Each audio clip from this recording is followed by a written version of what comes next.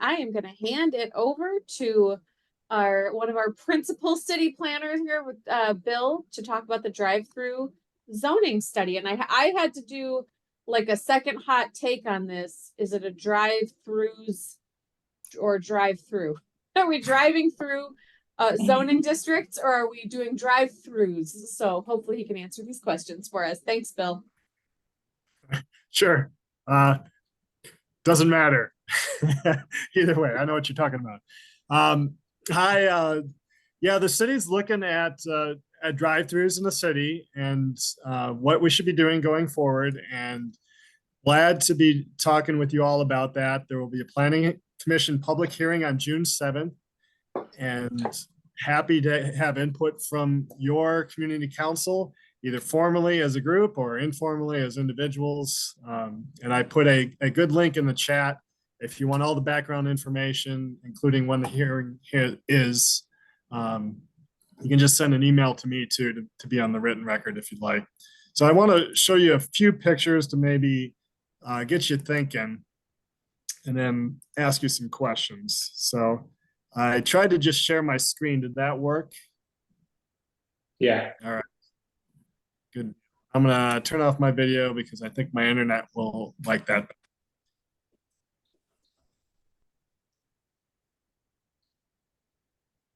So these are questions the Planning Commission is asking. I'll come back to these at the end, but they want to hear about your experiences with drive-throughs, positive and negative.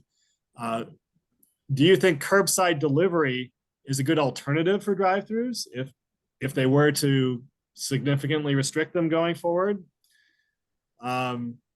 Should they all be regulated the same, or does it matter whether they're associated with a pharmacy, bank, fast food, restaurant, or coffee shop? Should those be treated differently or the same? Should the city just ban drive-throughs going forward? Like, there are significant restrictions they're looking at right now. Should they just take the next step and prohibit them altogether? And then are there any unintended consequences to think about? So keep those questions in the back of your mind. I'll come back to those. This is a map of existing drive-throughs, and we only have 2 in Como Park, 77, 78, something like that, citywide. So quite a few, and there are certain patterns to these. The banks and pharmacies are more spread out, but coffee shops, we only have 2 with drive-throughs, and they're both on West 7th. And fast food restaurants are mostly along University Avenue, Rice Street, West 7th, or near I-94 east of downtown. That's most of them. There are a few others, but you can see they cluster in those certain areas. And additional context, I was kind of surprised by this. We have 49 coffee shops in the city and only 2 have drive-throughs. In my mind, for whatever reason, I thought it was half, but I must be thinking of Roseville or Maplewood or something like that. In St. Paul, it is the minority, and one of them is pretty new. As far as our restaurants, it's less than 10%. Of course, that includes sit-down restaurants and more fast food oriented, but clearly you can operate a restaurant without a drive-through. Pharmacies and banks are a little different. About half of our pharmacies and 3/4 of our banks and credit unions have drive-throughs. So that seems to be a little more important to the business model. This is our zoning in Como Park. And this is important for drive-throughs because basically the red, the light orange, which we don't have much of, that's T2 zoning. Red is business zoning, B2 or B3. And then the purple, industrial, that's where you can do drive-throughs. And all the browns and yellows, you can't. It's not even a consideration today. And, may want to treat these differently going forward with drive-throughs too. Mike, did you have a comment? Okay. No. All right, so I don't want to get too into the details about the proposal on the table with the Planning Commission, but they're asking, they have a specific proposal that would significantly restrict new drive-throughs, but again, this could be flexible. They may want to be less restricted depending on what people tell them. They may want to ban drive-throughs altogether depending on what people tell them. But what's on the table would pull back what zoning districts you could do drive-throughs in, especially if it's in T2, you could only do it with a bank or a pharmacy. And then wherever you did do drive-throughs, you would have to have more stacking spaces So the vehicles were less likely to back up off the site. You only need room for 4 vehicles to back up behind a drive-through window today in St. Paul. That's our regulation zoning code, and that's almost definitely going to increase by some amount.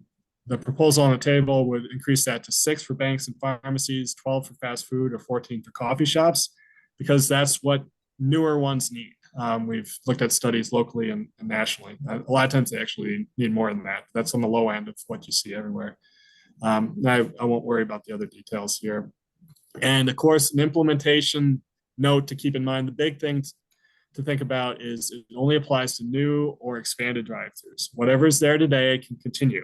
It's legal non-conforming or grandfathered going forward, and that's how it works in the city. That's how it works everywhere in the state. That's just zoning rules. So it's easiest for us to understand the existing drive-throughs, but we need to be thinking about new or expanded, because that's really what this would apply to.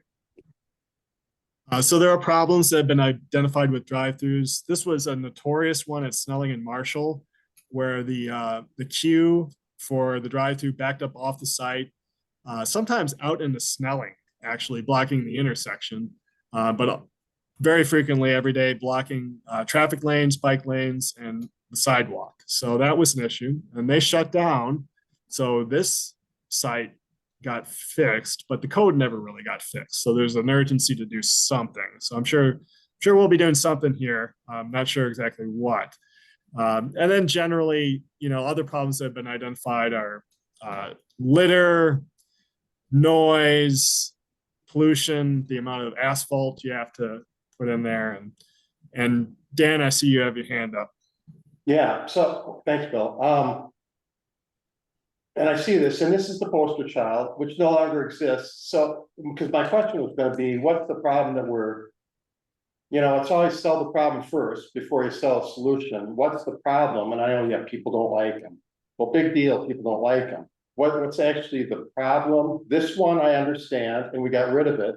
Are there other ones like this? What's number 2? What's number 3? Do we have 10 bad ones like this? Is there a real problem or not? I mean, I'm not sold on the problem yet, and so that's what I'm trying to find out. Yeah, that's a good question that the Planning Commission is interested in hearing from you on. So as far as this particular problem, the offsite queuing, there are a few others. The new Dave's Hot Chicken on Ford Parkway, we've heard, backs up onto the streets. Popeyes on University Avenue sometimes. Generally our city is moving towards pedestrian and transit-oriented development. And so having car-oriented development like a drive-through is kind of inefficient and contrary to that. You need more pavement to be able to accommodate these. So there are problems, but do the problems require doing anything, or are these just problems we live with because of the benefits of the services? Obviously, people like drive-throughs for the services and the products. They use them. So there are obvious benefits. It drives business, and that's kind of the question. Do those downsides, are they real problems that outweigh the benefits or not? Right, is it a problem, or is it we just don't like cars? That's kind of a question. For you, whatever, Planning Commission folks about. Yeah. I mean, Thanks. I mean, maybe this isn't, but I just looking at this map, you can see on the right, the area that the drive-through takes up is about equal to the total space of that Starbucks. I think if we're trying to be economical with our use of space, it seems like that to me, when you say asphalt, that's like a compelling thing to me. Reduce the amount of just asphalt we got that's not being productive. But so here's another one. I wanted to show the two that are here in Como. There's the Walgreens with the drive-through tucked around the back on Larpenteur in Lexington. And then the other one is a banker credit union on Lexington Energy Park that's got a drive-through out front. Maybe more provocatively, I just want to get you thinking about other sites. Like if I were a drive-through entrepreneur and wanting to open up, I might be looking at the old Ted's Bar there on Larpenteur. that looks like something I could just keep the building and loop a drive-through around it. Is that a good thing? Is that a bad thing? Does it matter what kind of business it is? Whether it's a coffee shop versus a bank. So just something to spur your imagination on that. I also thought about, I have no reason to believe that Gabe's on the Park is going anywhere. But I do note they have a large parking lot, and then there's a parking lot next door too that's been used for parking in recent years. Pretty good access to highways and lots of traffic here. If I were doing a drive-through, I might think about this site too. So, this is zoned industrially. How does that affect things? What should our regulations be? What kind of drive-throughs would we like in a place like this or Ted's Bar, if any? Another one that comes to mind, I know this parking is used like heck, during the state fair, but it is parking and it's pretty lightly used the rest of the year. This is another site I was thinking, if I were doing fast food restaurant or a pharmacy, I might be looking at a location like this right off of Snelling and Como. So that's just to get you thinking. Those are the sorts of sites that are zoned correctly and might be attractive to drive-throughs. Of course, you want to think citywide too, and then bring us back to these questions. So thanks, Dan and Patrick, for getting the conversation started. Would love to hear other questions and thoughts that people have, especially on these questions.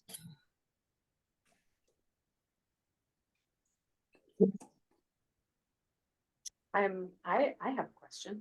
And this is partially like personal experience. There was a point in my life when I had small children who were in the car when I would have given my left arm for everything to have a drive-through. Right, because it was so tough to like carry strollers out of cars and like try to wrangle babies to get coffee or to get anything. And I obviously this is not an issue for me now. My kids are grown, but it raises a question for me of accessibility. When I try to like be a devil's advocate for drive-throughs, like why do we have them? Is it only convenience? And I think that there's an accessibility argument to be made there. And not just for folks that maybe have like some physical accessibility, but for people who, for whatever reason in that period of time, they've got a sleeping baby in the back seat. And if they don't get a cup of coffee right now, they're going to cry big tears in traffic. And so I think there's accessibility pieces that I would want to see considered.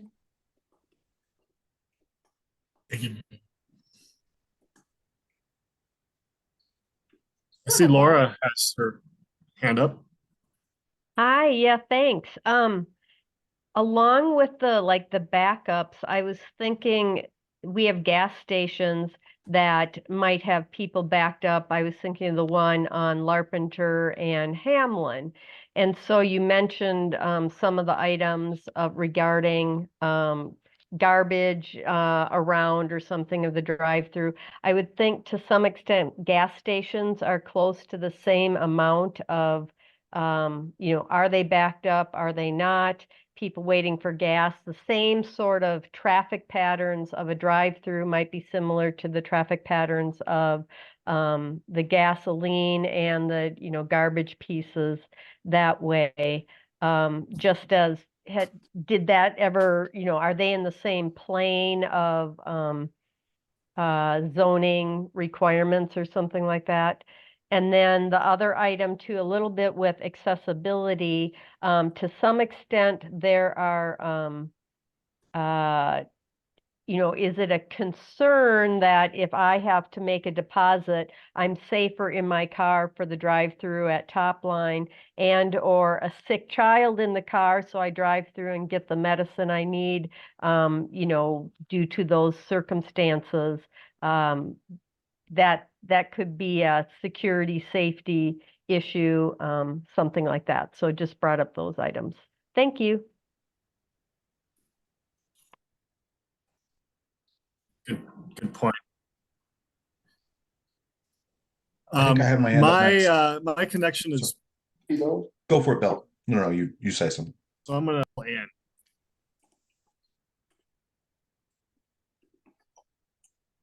Bill, you're muted. Bill, you're muted.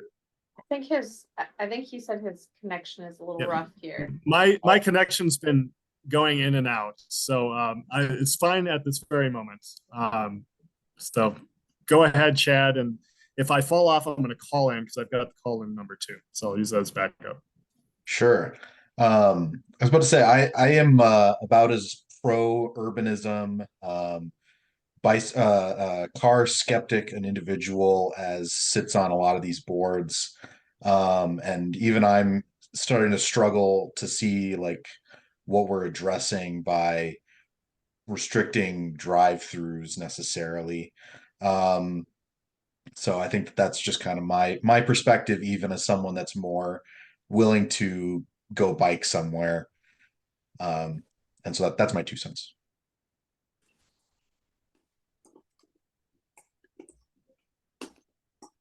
Go ahead, Abby. Yes, I have a comment and then a question.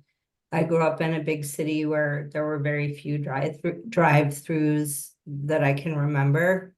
And when I moved to Minnesota, the Twin Cities, I was shocked at how many drive-throughs there were and how, definitely it's convenient. And that's why. So, maybe because the winter, you don't have to get out of your car. But that's just to say that I know people will survive without having drive-throughs. And they can make cities more walkable. And more businesses more approachable. So it's more of a long-term thing. Seems to me that the ones that we have now won't be affected by, any change in the ordinance. And then the question I have is Minneapolis passed a similar ordinance in 2019 and just want to know what the effect of that was on their businesses and on, the traffic patterns and any other things that come up when you restrict them. So that's a good question, Abby. Yeah, Minneapolis got rid of drive-throughs in 2018 or so, going forward, and I think they had a variance for one fast food to go in after that, despite the regulation, but generally they haven't allowed them going forward. And I don't know that they've done a study on it. Clearly, Minneapolis still has development. It hasn't shut down development of commercial sites by any means, but it's hard to say it hasn't had some sort of smaller impact one way or another because there hasn't really been a study done on it. It would be hard to tease that out. Yeah. Besides anecdotes anyway, but that's a good point. You could look at like the number of new fast food restaurants that are allowed, for example. And as somebody who thinks a lot about nutrition, I would be all for, reducing access to fast food restaurants. So just for the health of individuals across the city. So that could be one data point that you could look at. That's good thought. Thank you. Patrick? Yeah, I have a specific, I was looking through those questions. I know one of the kind of alternatives is that drive up and then get whatever your coffee or your fast food or even your Target order brought up to your window.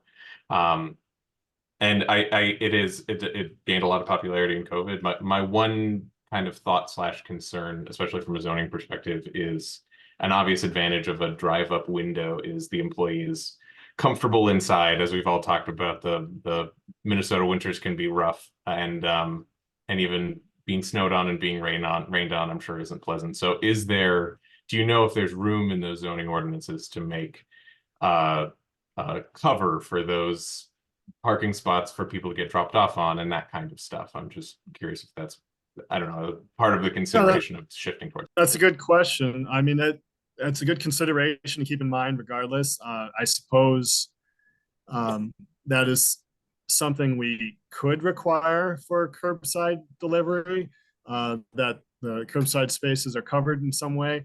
Or even it just might get pretty complicated pretty fast though too. We usually don't, because a lot of times the curbside delivery is actually in street spaces, or it may be in a part of a parking lot that's close to the building, so not quite covered, but they don't have to be out there that long. So it could get complicated pretty quickly, but it's something I think we could take a look at. But it's a good consideration regardless. Yeah, thank you. I mean, yeah, not even necessarily required, but even just allow, make sure that that's available to people. But Yeah. I had a question. Oh, sorry. It looks like somebody else was in there from the streetcar. Well, but your hand has been up, hasn't it? So I'll go after you. How about? All right. Sorry. Thank you, Dan. Yeah, I had a question about, so if you're kind of encouraging through this zoning change more curbside pickup, does that create a new curbside zoning requirements or new curbside zoning regulations that need to be put into place? And what are we kind of thinking that those look like? That's a good question, Chad. Not necessarily, and there aren't any on the table right now. Curbside delivery is generally allowed, and we don't require parking in the city. So there's if we don't require off-street parking for new developments, it would be difficult to require off-street curbside delivery for certain kinds of business. I suppose we could. We do allow it from off-street or on-street parking spaces. So it's not prohibited. It's not significantly restricted. But it's something we could take a look at if there was a need to.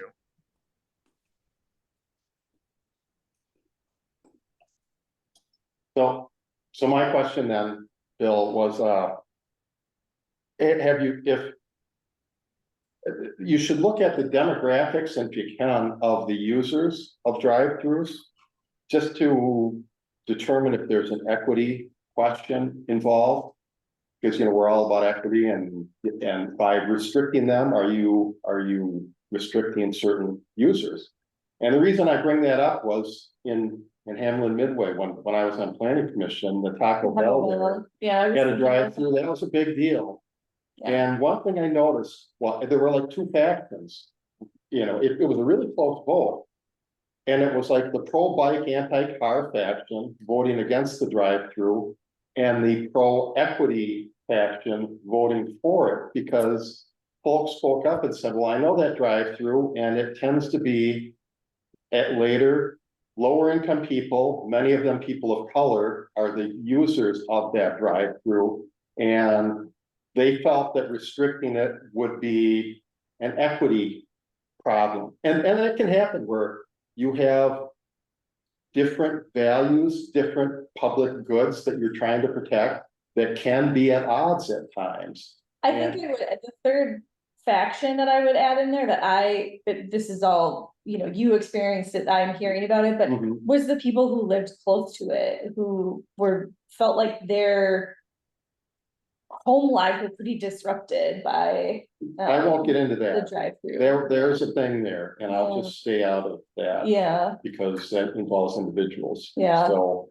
yeah, but I mean, like when you're talking about like that was a small faction. Put it that yeah, but the people who like in that case, like you've got a business like right up against homes. Regardless, So the point was, yeah, no, it was the bike versus equity, and which is the thing. It's real, and the city has to just look at and decide. The point that I'm adding to yours, I'm not disagreeing with that at all, is that when like looking at like Gabe's, which isn't next to or whatever other properties, like necessarily a house or like a cluster of homes, is a little bit of a different situation. Like it's another consideration to throw into what Bill is presenting. Right. Like how close is this to a residential? Yeah. So a third unrelated issue that I'll say it, that Jenny is bringing up is proximity, and I get that. And I don't look at, so I'm not even asking it as a question, because maybe unless you've looked into it and it's like this, but beyond that, it's just a comment. Okay. And we're running out of time on this, but we can get to Jay and then Maggie. All right, I guess, when I think of drive-through versus curbside pickup, I would say our classic example would have been Porky's, or a Sonic's, where, a change between a curbside or, delivery into the parking lot versus the drive-through isn't any real significant change on the traffic impacts, the neighborhood impacts, things like that. So I'm not seeing that we're really fixing the issue. We're also then potentially pushing that curbside pickup out onto the public right away, into the public parking spaces. So we could technically be, compounding the issue by looking at getting rid of drive-throughs and going into that curbside pickup mode. That was it. Thank you. The quick comment that I have is that we had in 2018, we had a neighborhood proposal to put a Dunkin' Donuts on the corner of Hamlin and Larpenteur. So it's where like the Max Fish and Chips was. And there was a developer who wanted to buy that property and build a space for Max Fish and Chips plus a Dunkin' Donuts right along that intersection there. And I think this was right when Minneapolis had passed their rule around this. And I ended up feeling like it was a frustrating process from the district council perspective because there weren't a lot of folks in the neighborhood who actually were like opposed to it in any significant way. And it just appeared that it was like the city was saying no to all of them, despite the fact that we in Como we have we want coffee shops. We want any coffee shops. Ideally, we want little coffee shops we can walk up to. But I think we are maybe in a little bit of like a beggars can't be choosers type of situation in our neighborhood. And so I know that was just from a neighborhood historic perspective, we sort of have had a really local example of this. And there was some frustration that the developer who wanted to keep a local institution and add on an amenity that people were looking for didn't have that option. Okay, thank you. So I'll ask what else is out there. Yeah, Bill, do you have other things you'd like to add, or are there other questions you'd like us to follow up on, or what can we do? Well, all of I've been taking notes, so this is very helpful. I appreciate all the thoughts that have been here.